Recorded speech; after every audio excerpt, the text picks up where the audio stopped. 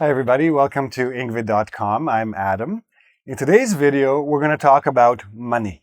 Now, more specifically, we're going to talk about how we talk about money in terms of slang and in terms of certain expressions or idioms, right? And we're going to talk the way people refer to money in everyday life.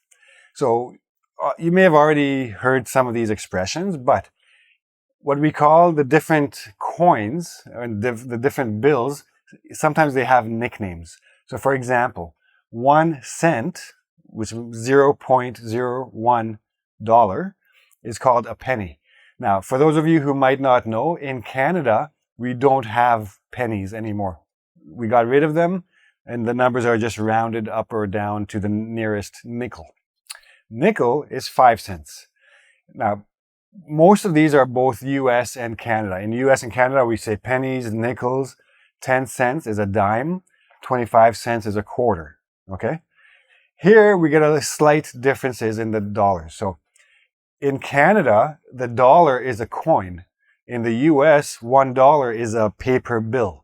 So, in Canada, we call it a loonie. Now, why is it called a loonie? Because if you look at a Canadian dollar, on one side, you will see a bird. Just a bird floating in water. The name of that bird is the loon. It's called the loon, which is why we nicknamed the coin the loonie. Now, a few years after the introduction of the dollar coin, the government introduced a $2 coin. Now, because we already had a loonie, of course, we needed a nickname for the $2, so we called it a toonie, just so they rhyme. In the US, they don't have a $2 bill or coin. But in both countries, you can say $1 is a buck, or you can say any dollar amount. You can say buck or bucks. Buck basically means dollar. So $1 or a buck, $5, $10, $100. Loonie is only $1. Toonie is only $2. A $5 bill. Both countries have bills. A common nickname is a fiver. How much is that? How much is that drink? Oh, it's a fiver. It's not too much. But again, not everybody uses it. But if, in case you do hear it, you understand a fiver means a $5 bill. There's a company that sells products and services for $5 or less. It's called Fiverr too. We won't get into that. Some people call a $10 bill a 10 spot. Sometimes they'll say 20 spot, but not as common. A 10 spot just means $10. And $20 is $20, but notice that I don't say $20, I say 20. Most people will say 20. They just take the T off because it's just shorter and easier. Okay, so that's how we talk about the money itself. Now, a $100 bill. $50 bills is just $50. There's no nickname for that. The $100 bill, you might hear people refer to as a C note. C means cent. From Latin, cent, meaning 100, or even from French, meaning 100. Or the Roman numeral C equals 100. So some people might call it a C note. In the US, they might call it a Benjamin, because on one side of the $100 bill, there's a portrait of a man. That's Benjamin Franklin. That's who's on the $100 bill. So Benjamin is $100. When people talk about the Benjamins, they're referring to money in general. Okay? So now, we also have a few expressions that include money terms. Okay? So, if we're talking about dime a dozen, so dime, 10 cents, dozen means 12. If something's a dime a dozen, it means it's very common, nothing special. So, for example, if you buy bagels in the old days, now you can't buy anything for 10 cents. But in the old days, you could buy like 12 bagels for a dime. It was actually cheaper to buy a dozen than to buy individual items, right? So now when we talk about something that's cheap and not very special and very common, or it's everywhere, or nobody cares so much about it, it's a dime a dozen. I can get a dime a dozen. I can get those for a dime a dozen. So for example, somebody says, oh, my friend is a very good English teacher. And you say, well, listen, I live in Canada. I could get English teachers at a dime a dozen. Means English teachers are very common. They're nothing special in Canada. In some other countries where there aren't many English teachers, a Canadian teacher would be a very valuable asset. Nickel and dime. So nickel and dime, we use this expression in two ways. It could be an adjective or it could be a verb.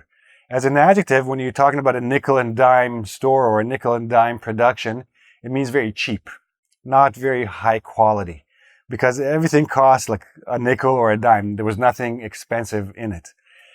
To nickel and dime someone means to try to bargain a little bit too much for like little things that don't really matter.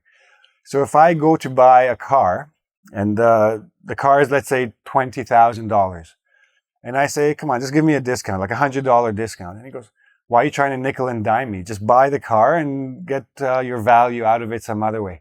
So to nickel and dime means to try to get a discount or to try to be cheap about something, or to try to get somebody to do something a little bit more or for a little bit less, but very little. It almost makes no difference. It's a little bit annoying. Next, if somebody is counting pennies, so pennies, counting pennies means worried about everything they spend. So if you go to the store and you say, okay, you want to buy a can of tuna, let's say. This can of tuna is $1. This can of tuna is 98 cents. Okay, I'll buy this one because it's cheaper. It doesn't really matter. Like 2 cents makes no difference. Buy the one that you like more. If you're counting pennies, you're already very worried about money, and maybe you don't have much money. Or maybe you're just the type of person who worries for no reason, right? So counting pennies, worried too much about money. A penny pincher. When we call somebody a penny pincher, it means they're pinching. They don't like to let go of the money. So if you try to take their penny, they're pinching it really hard. They don't want to let go. Very cheap person. A person who doesn't like to spend money. Always tries to save as much as he can or she can. To give your 2 cents worth. If somebody offers their 2 cents worth or asks you for your 2 cents worth, they're basically asking for your opinion. If I want to give my 2 cents worth, I want to give my opinion. For some reason, opinions are worth 2 cents. Cents basically means pennies, so 2 pennies. This must be a very old expression because I think opinions are worth a lot more than 2 cents these days. But the expression stuck. The $64,000 question. Now, there used to be, I'm not sure if it's still on TV, but there used to be a game show, the $64,000 pyramid. And you answer questions and trivia, and then if you're the winner, at the end of the show, you get to like a little circle, and it's you and your partner. And your partner will, and there's questions on the board that your partner can't see, and you have to give clues. And if your partner guesses all the clues, he or she wins $64,000. So basically the last question, if you got all the questions correct, and the last one, if you get it correct, you win. So now we use this expression, the $64,000 question means the most important question or the most difficult question. So in business, for example, I say, okay, we need to upgrade all our computer systems. And my partner says, well, we're a little bit tight on money. How are we going to afford that?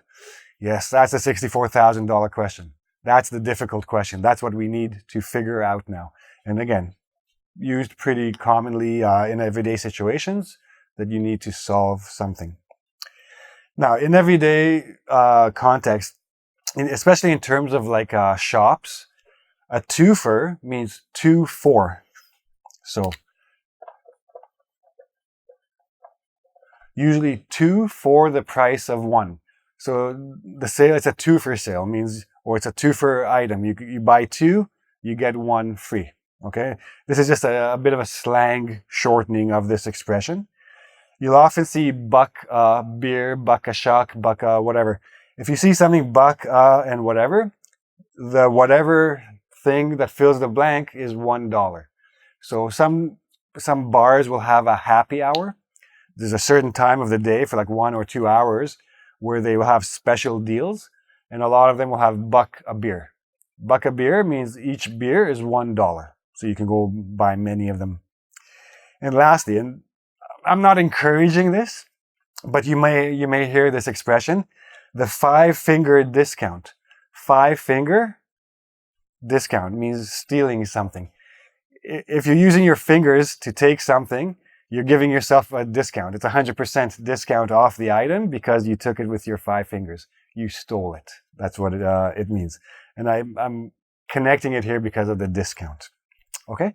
So there you go. Very useful expressions that use money terms or money expressions in them. So if you have any questions about any of these, if you're not sure if you need some more explanation, please go to engvid.com and ask in the comment section. I'll be happy to help you out with those. There's also a quiz where you can test your understanding of these expressions. And that's it. If you like the video, please give me a like. Don't forget to subscribe to my channel and ring the bell for notifications of future videos. And I'll see you again soon with more interesting topics. Bye-bye.